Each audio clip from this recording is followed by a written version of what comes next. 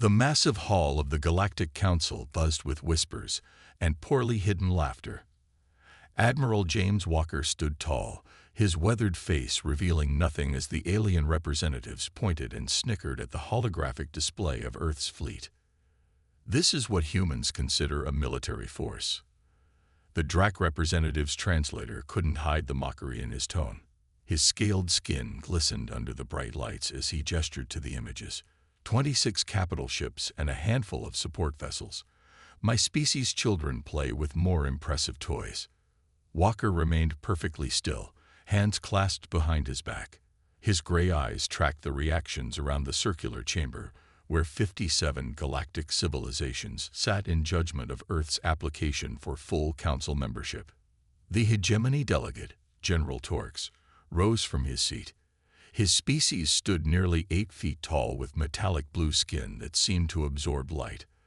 The hegemony controlled nearly a third of known space and possessed the most feared military force in the galaxy. Esteemed council members, Torx began, his deep voice echoing through the chamber. While we welcome cultural exchange with these newcomers, I must question the wisdom of granting full membership to a species that clearly cannot defend its own interests, let alone contribute to collective security. More laughter rippled through the chamber. Walker felt Lieutenant Bell shift uncomfortably beside him. "Stay steady," Walker whispered without moving his lips. The council leader, a being of swirling light contained in an environmental suit, raised her appendage for silence. "Admiral Walker, would you care to respond to these concerns?" Walker stepped forward, his simple blue uniform standing out among the ornate dress of the alien delegates. "Earth thanks the Council for its consideration. We understand our fleet may appear modest by your standards. Humans are still learning the ways of interstellar civilization." This humble response triggered another round of barely contained laughter. The hegemony general made a dismissive gesture. "Learning? Your species will be extinct before the lesson is complete. The void is not forgiving of weakness." Walker smiled thinly. "We have always been quick students, General." Later, as Earth's delegation returned to their temporary quarters, Lieutenant Bell couldn't contain her frustration. "They're treating us like children. Did you see how that hegemony general looked at our ships? Like they were toys." Walker poured himself a small measure of whiskey from a flask bearing Earth's new united flag. "They see exactly what we want them to see, Lieutenant." Commander Davis, Earth's tactical officer, pulled up a secure holographic display. With a few gestures, he revealed a very different set of schematics. Ships unlike anything shown to the Council. "The Phantom Fleet remains undetected," Davis reported. "All 20 stealth carriers and their complements are in position, cloaked and waiting. The modular defense systems are fully operational but dormant." Walker nodded. "And the hegemony?" "As predicted, sir. Their intelligence vessels have increased surveillance of our system by 300% since our application. They're scanning for weaknesses, cataloging our primitive defenses." Walker took a sip of his whiskey, studying the real fleet deployments. Humanity had learned long ago that appearing weak often provided the greatest strategic advantage. After centuries of fighting among themselves, humans had perfected the art of deception in warfare. "Let them look," Walker said quietly. "Let them believe what they want to believe." "And if they attack?" Bell asked.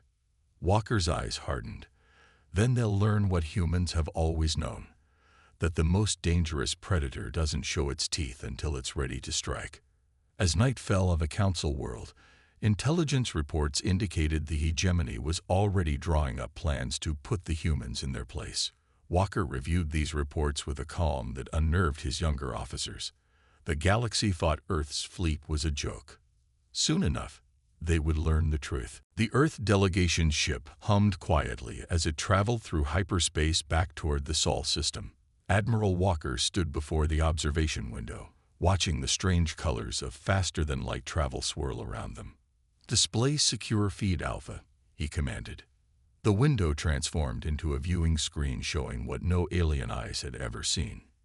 Hidden in the asteroid belts, concealed beneath the moons of Jupiter and Saturn, and scattered throughout cleverly disguised orbital platforms around Earth were the true teeth of humanity's defense force. Lieutenant Bell approached, handing Walker a data tablet. "Latest intelligence from our spies in hegemony space, sir. Their fleet movements suggest they're planning something within the next 30 days. Walker nodded, unsurprised. "They want to make an example of us before any other primitive species get ideas about joining the Council as equals." The screen showed a massive ship unlike the simple vessels presented to the Galactic Council. The Nightshade-class stealth carrier could hold 50 smaller attack craft within its black, radar-absorbing hull. Most importantly, it utilized humanity's greatest military breakthrough, the quantum displacement shield, which bent light and sensor readings around the ship, making it virtually invisible to all known detection methods. Commander Davis joined them, his face serious. "Project Hydra is fully operational, sir. All ships report ready status." Project Hydra represented humanity's unique approach to space warfare. Rather than building massive singular warships like the hegemony, humans had developed modular vessels that could separate or combine as needed, transforming from peaceful-looking trade ships into deadly combat configurations within moments. "Have we identified their probable attack vector?" Walker asked. Davis nodded. "Their psychology is predictable. The hegemony always strikes at what they perceive as the heart. They'll target Earth directly, probably approaching through the Jupiter corridor, where they think our defenses are weakest." Walker smiled slightly. "And that's precisely where Admiral Grant has positioned our Phantom Fleet." Bell looked troubled. "Sir, I don't understand why we maintain this deception. Why not show our true strength and prevent a war altogether?" Walker turned to the young officer. "Humanity learned something important during our bloody history, Lieutenant. When stronger powers know your true capabilities, they don't back down. They escalate. They build bigger weapons, form alliances against you. But if they believe you're harmless until the moment you're not, they walk right into the trap." Davis finished. Walker nodded. "Precisely. The hegemony has conquered 12 species in the last century. Each time, they followed the same pattern: intimidate, isolate, then overwhelm with superior firepower. But they've never faced humans before." On the screen, another image appeared: Earth's AI warfare system named HFY. Unlike the crude targeting computers of other species, HFY had been trained on every battle in human history, every strategy ever devised, and could predict enemy movements with uncanny accuracy. "The hegemony believes technology alone wins wars," Walker said quietly. "But humans know better. We fought with sticks and stones, with bullets and bombs.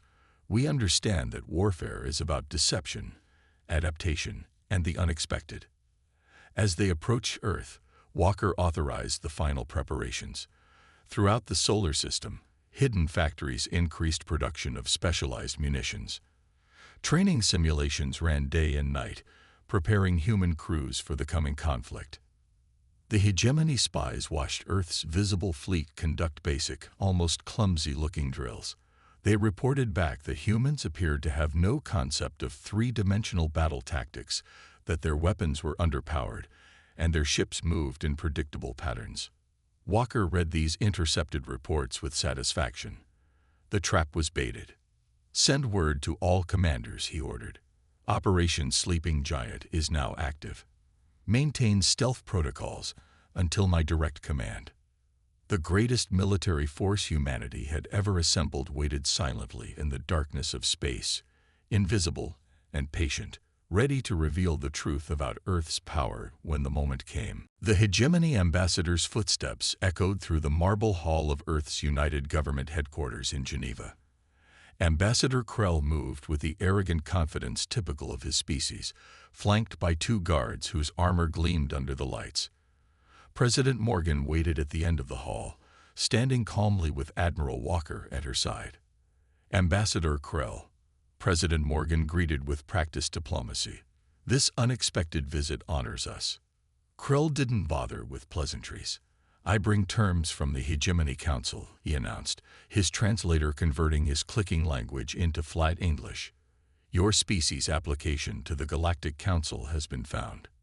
Concerning. Walker watched the alien's body language. Though different from human expressions, he had studied hegemony communication patterns enough to recognize the contempt in the ambassador's posture. "Concerning in what way?" President Morgan asked, her voice neutral. Krell gestured, and a holographic document appeared between them. "The hegemony requires certain assurances from developing species. For your protection, of course." The document outlined demands that would effectively make Earth a vassal state: mining rights to asteroids in Earth's system, permission for hegemony military bases on Mars and the Moon, and technology transfer agreements that would give the hegemony access to all human innovations while providing little in return. President Morgan reviewed the document without changing her expression. "And if we find these terms unacceptable?" Krell's upper limbs twitched in what Walker recognized as amusement. "Then we would be forced to conclude that Earth harbors hostile intentions toward the galactic community. The hegemony would be obligated to ensure regional stability."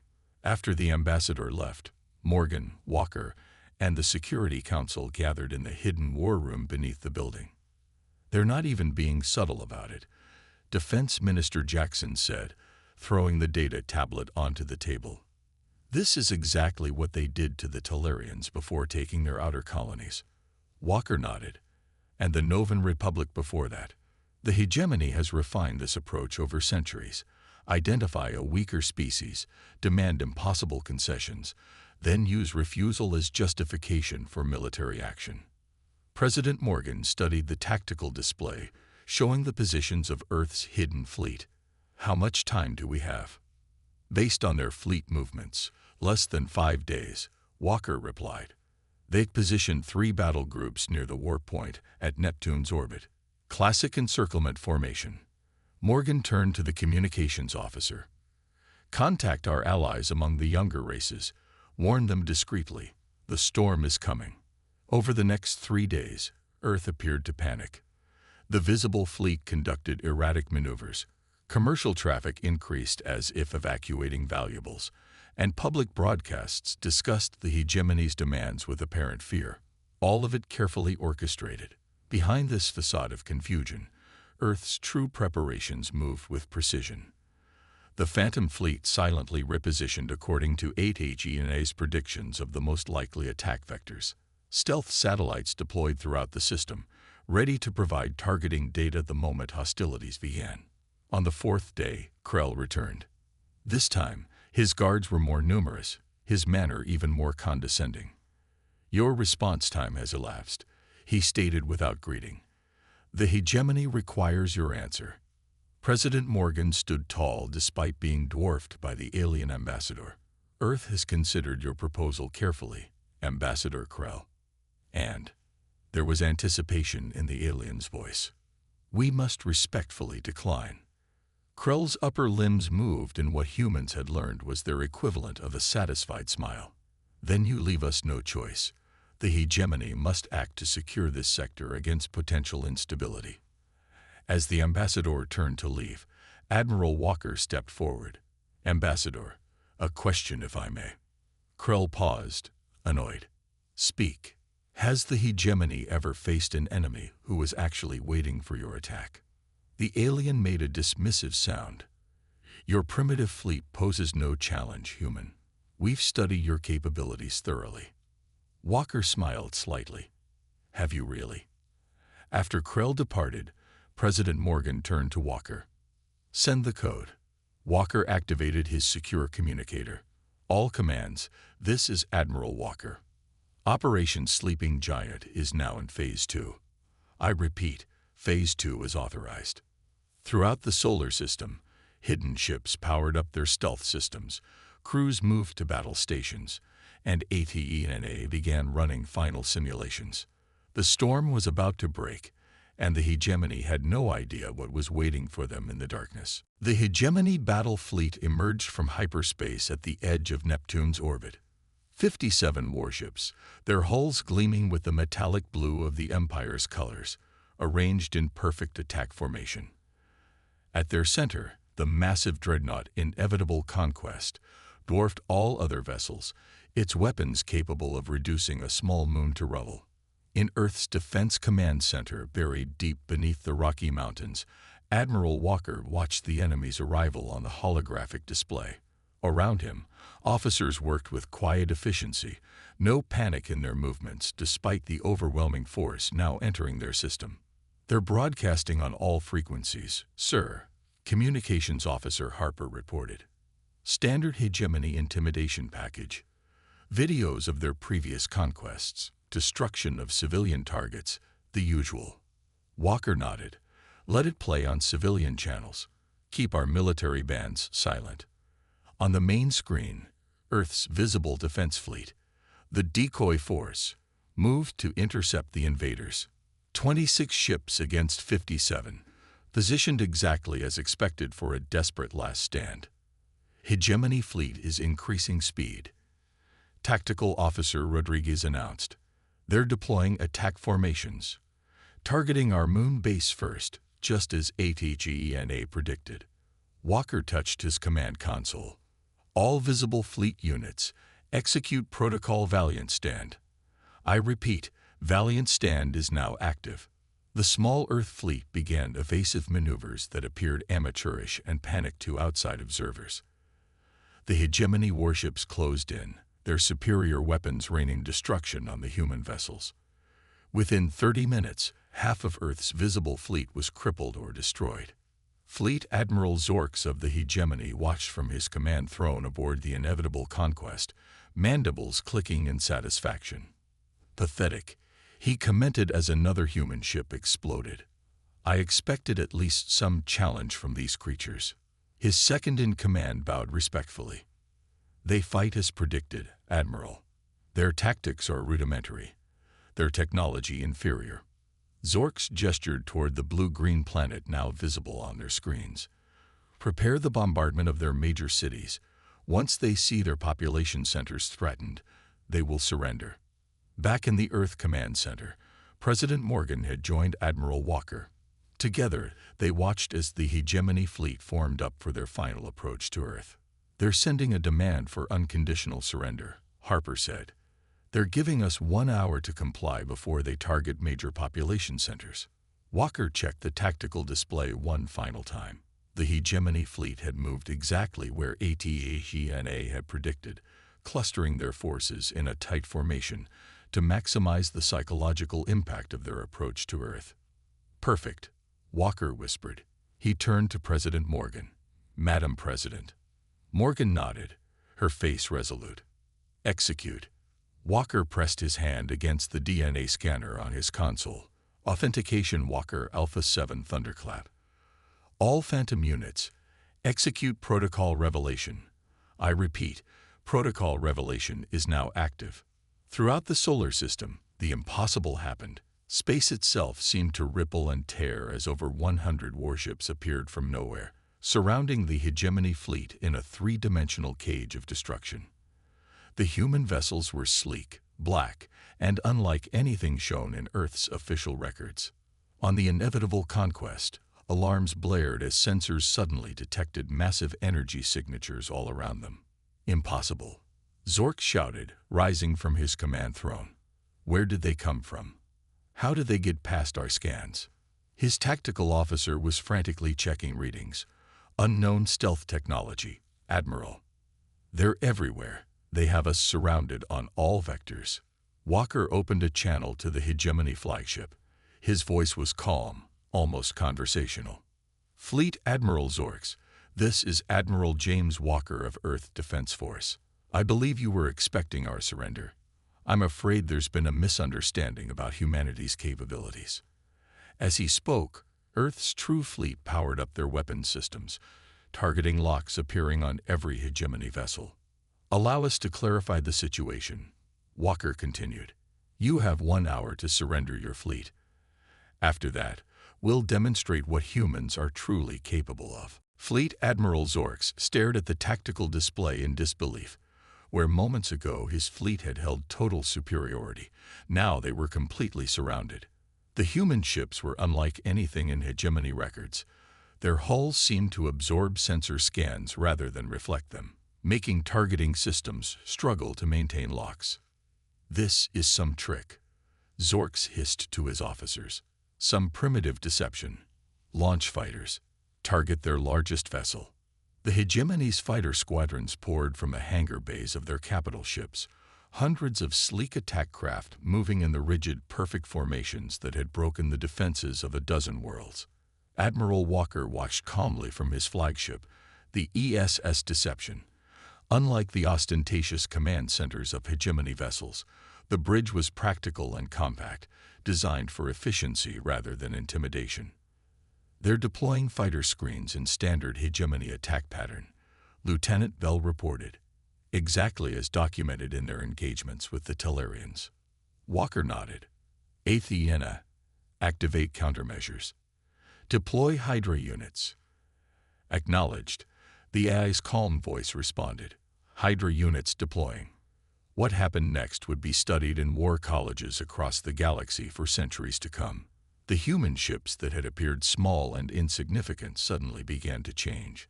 Hull sections separated, rearranged, and recombined. What had seemed like single vessels split into 5 or 6 smaller craft, each moving with impossible agility. On the hegemony flagship, Zorks' mandibles clicked in shock. "What is happening? What are those ships doing?" His tactical officer's voice shook. "They're changing, Admiral. Reconfiguring somehow. Our targeting systems can't keep up." The human fighters engaged the hegemony squadrons with tactics that made no sense to the alien commanders. Where hegemony doctrine called for rigid formations and predictable attack vectors, the human craft flew in seemingly chaotic patterns, never where they were expected to be, striking from impossible angles. Walker watched as ATGENA coordinated the battle, the AI drawing on thousands of years of human warfare to employ strategies the hegemony had never encountered. "They're using standard hegemony counter-tactics now," Bell observed as the enemy attempted to regroup. Walker nodded. "As expected. Athena, implement Napoleon Gambit." The human fleet's movements shifted again, appearing to create a weakness in their formation. The hegemony forces, trained to exploit any opening, immediately concentrated their attack on this apparent vulnerability. "They've taken the bait," Walker said quietly. "Execute." The trap closed. What had appeared as a weakness was actually a killing zone. Human ships that had been hiding in powered-down mode suddenly activated, catching the hegemony forces in devastating crossfire. Meanwhile, stealth bombers appeared directly alongside the largest hegemony vessels, launching targeted strikes against their propulsion systems. In the hegemony command center, chaos reigned. "Admiral, we're losing ships too quickly.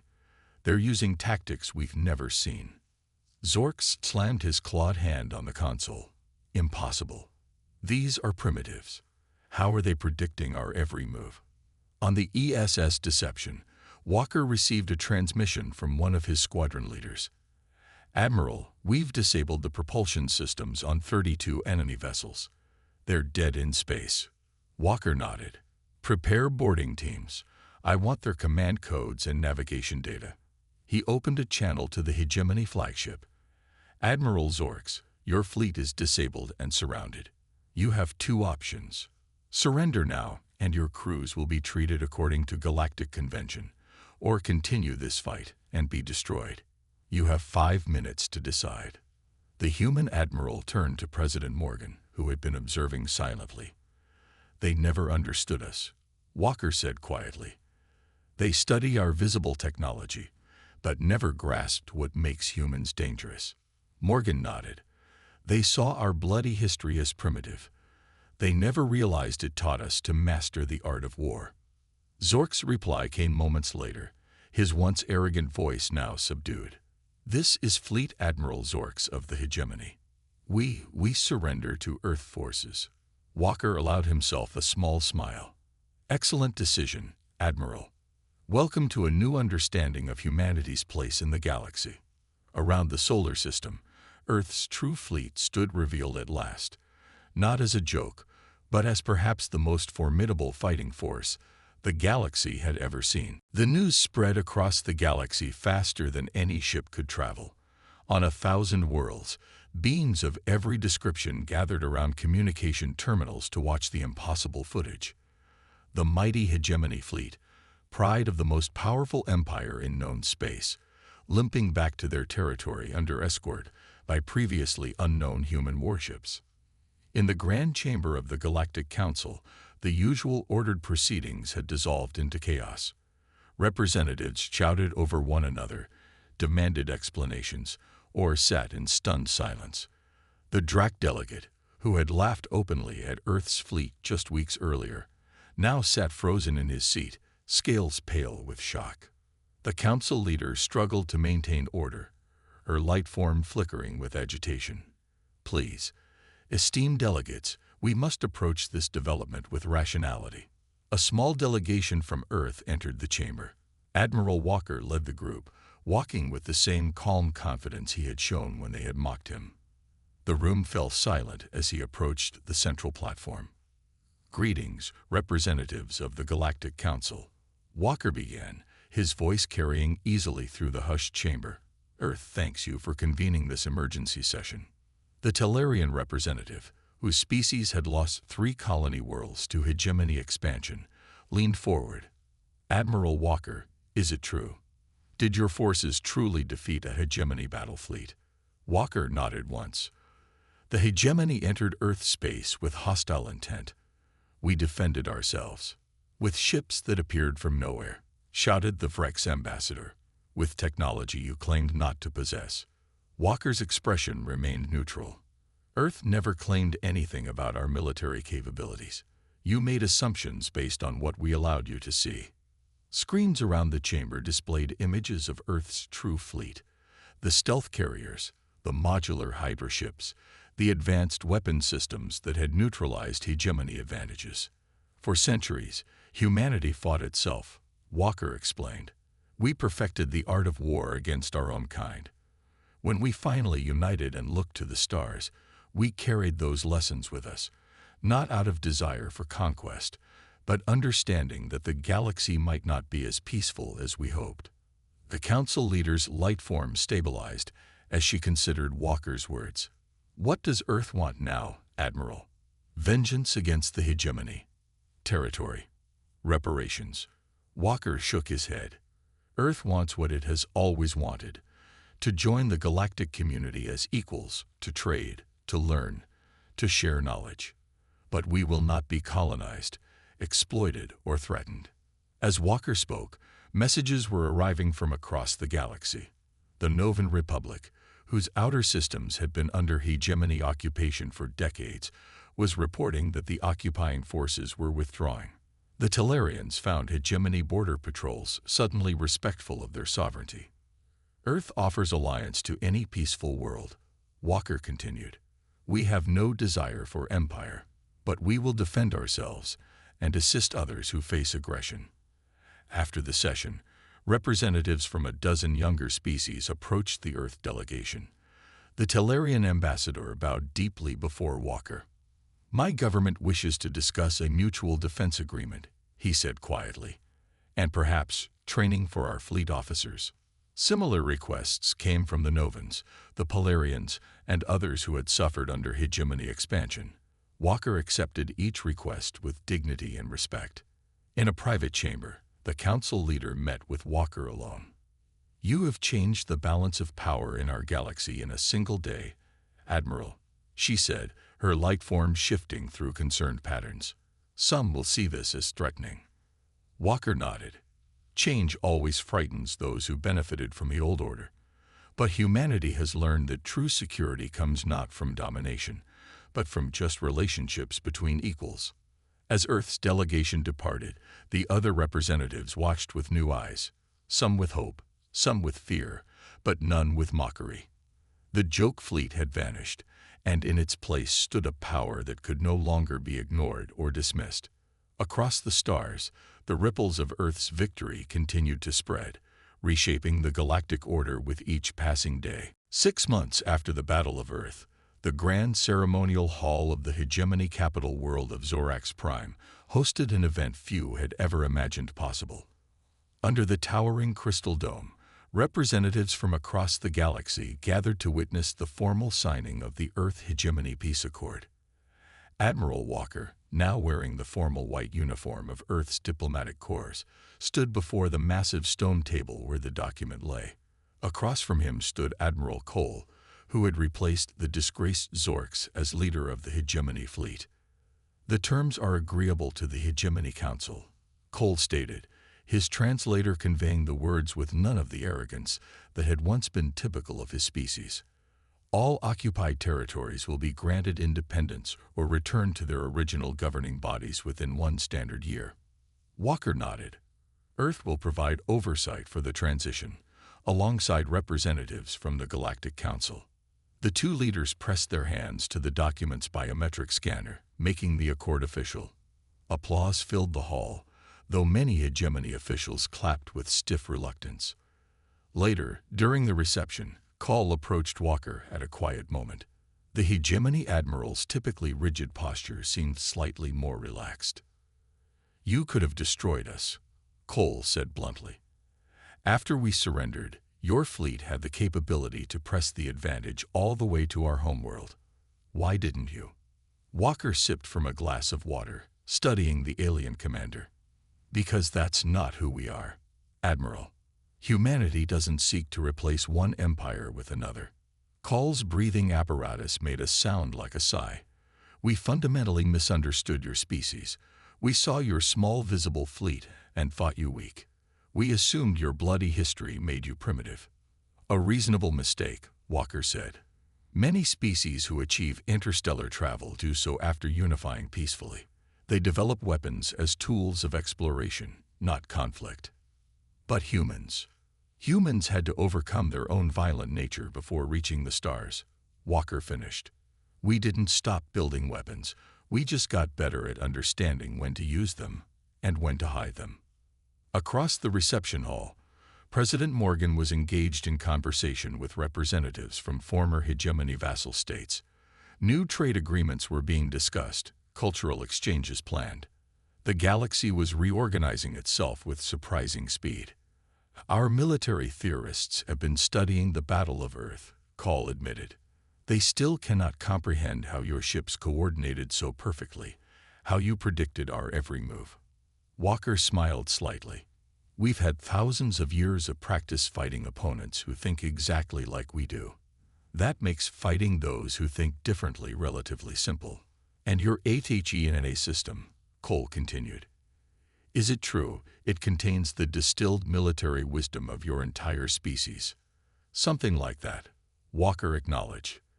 "Though I suspect your analysts are missing the most important factor in our victory." "Which was?" "That we didn't want to fight at all." Walker set down his glass. "Every human ship commander knew that victory meant not just surviving, but creating conditions for lasting peace. That's a powerful motivation." As the evening concluded, Walker joined President Morgan on the observation deck, overlooking the hegemony capital city. The massive urban sprawl glittered with lights beneath the 3 moons of Zorax Prime. "The diplomatic corps believes this peace will hold," Morgan said quietly. "The hegemony is actually keeping its commitments." Walker nodded. "Nothing motivates good behavior like the knowledge that someone can hold you accountable." Morgan smiled. "A new balance of power. A new understanding." "Yes," Walker agreed. "They thought Earth's fleet was a joke, and that misunderstanding nearly led to war. But perhaps the greater understanding that has come from it will lead to something better." As their shuttle prepared to return them to the Earth diplomatic vessel, Walker took one last look at the hegemony world. Humanity had come to the stars prepared for the worst while hoping for the best. That careful balance of optimism and preparedness had served them well. The galaxy had learned the truth about Earth.